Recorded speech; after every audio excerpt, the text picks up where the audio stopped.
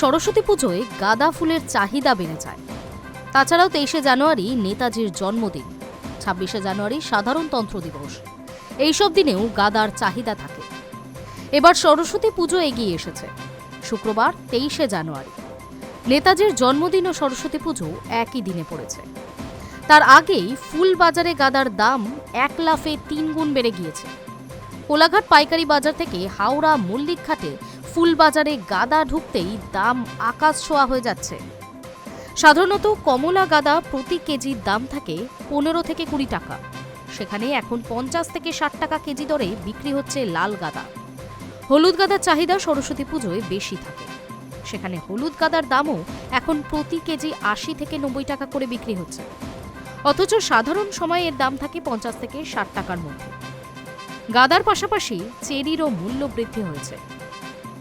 এবার বড় কোনো দুর্যোগ ছিল না, শীতে বৃষ্টিও হয়নি, ফলে ফুল চাষ এবার ভালোই হয়েছে। বাজারে ফুলের যোগানও রয়েছে, তবু ফুল বাজারে মূল্যবৃদ্ধি ঠেকানো যাচ্ছে না। 20 থেকে 25 টাকা কেজি রজনীগন্ধা এখন বিক্রি হচ্ছে 70 থেকে 80 টাকা দরে। মল্লিকঘাট ফুলবাজার থেকে শহর ও শহরতলিতে ফুল সরবরাহ করা হয়। পাইকারি ফুল বাজারের অগ্নিমূল্যের আঁচ খুচরো বাজারেও এসে পড়েছে। চীনা গাঁদা, যার দাম 35 থেকে 40 টাকার মধ্যে থাকে প্রতি কেজি, তার দাম এখন 60 থেকে 70 টাকা। সরস্বতী পুজোয় চেরি ফুলেরও চাহিদা থাকে।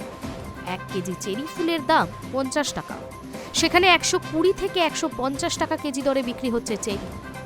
ক্রেতাদের বক্তব্য, সরস্বতী পুজোর আগেই ফুলের দাম এতটা বেড়ে গিয়েছে, পুজোর দিন তাহলে কি হবে? এবার সরস্বতী পুজো ও নেতাজির জন্মদিন একই দিনে পড়েছে। গাঁদা ফুলের চাহিদা আরও বেশি থাকবে, ফলে স্বাভাবিকভাবেই দাম আরও বেড়ে যাবে। সারা বাংলা ফুল চাষী ও ফুল ব্যবসায়ী সমিতির সাধারণ সম্পাদক বলেন, এই সময় গাঁদা ফুলের চাহিদাটা বেশি থাকে, তাই দাম একটু বেড়ে যায়।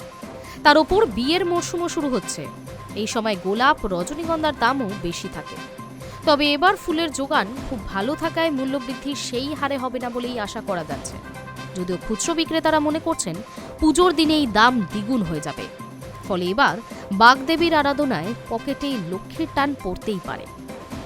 High news network.